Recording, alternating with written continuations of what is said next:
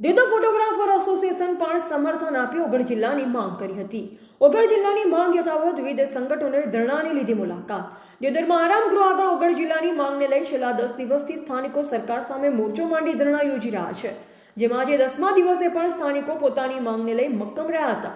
જેમાં ધરણા સ્થળ પર ફોટોગ્રાફર એસોસિએશને ધરણા સ્થળ પર પહોંચી જણાવ્યું કે ઓગળ જિલ્લાની માંગ સરકારે સ્વીકારેલ, જણાવેલ કે જો કે સ્થાનિક પોતાના હક માટે છેલ્લી ઘડી સુધી લડી લેવા માટે ચીમકી આપી। દિયોદર ઓગળ જિલ્લાની માંગને લઈ હવે આંદોલન વધુ ઉગ્ર બની રહ્યું છે। Deodar bar association, doctor association સહિત વિવિધ સંગઠનોએ પણ સમર્થન આપ્યા બાદ આજરોજ દિયોદર ફોટોગ્રાફર એસોસિએશન પણ જાહેરમાં ટેકો આપી સમર્થન આપી દિયોદર ઓગળ જિલ્લાની માંગ કરી હતી।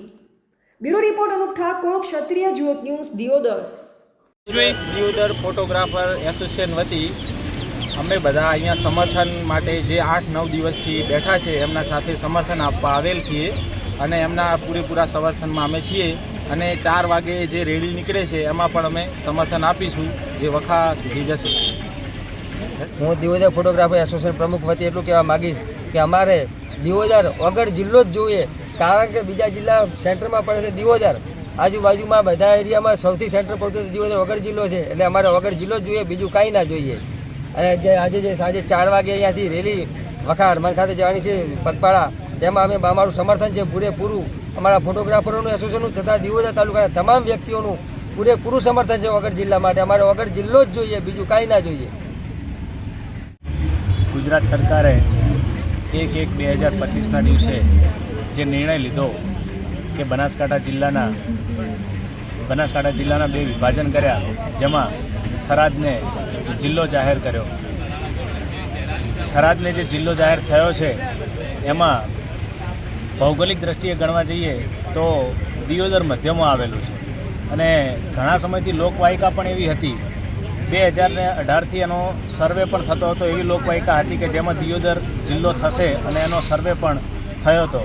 અને છેલ્લે જ્યારે નિર્ણય થરાદ જિલ્લો બનવાનું આવ્યું ત્યારે દિયોદર, ભાભર, લાખણી, ધાનેરા, એટલું દિયોદર નહીં પણ આજુબાજુના પણ જે પણ ગામો છે એમના પણ રહીશોમાં થોડોક દુઃખની નારાજગી થોડીક લાગે છે, કારણ કે ભૌગોલિક દ્રષ્ટિએ અત્યારે દિયોદર સેન્ટરમાં છે અને જો દિયોદર જિલ્લો બને તો આજુબાજુના તમામ લોકોને ઘણો બધો ફાયદો થાય એમ છે।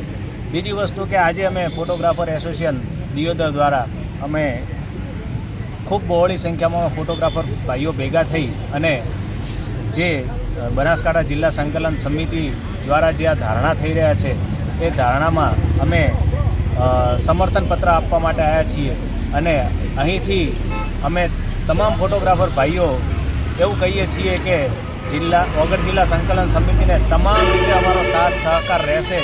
જે 4 વાગે રેલી થવાની છે, રેલીમાં પણ અમે ફોટોગ્રાફર એસોસિએશન દ્વારા બધી જ રીતે તૈયાર છીએ અને સરકારને પણ અમે એક વિનંતી કરીએ છીએ કે જો અમારા દિયોદરને જિલ્લો જાહેર કરે તો આજુબાજુની પ્રજાને તો ઘણો ફાયદો થવાનો જ છે અને સાથે સાથે લોકો ખુશ પણ થશે।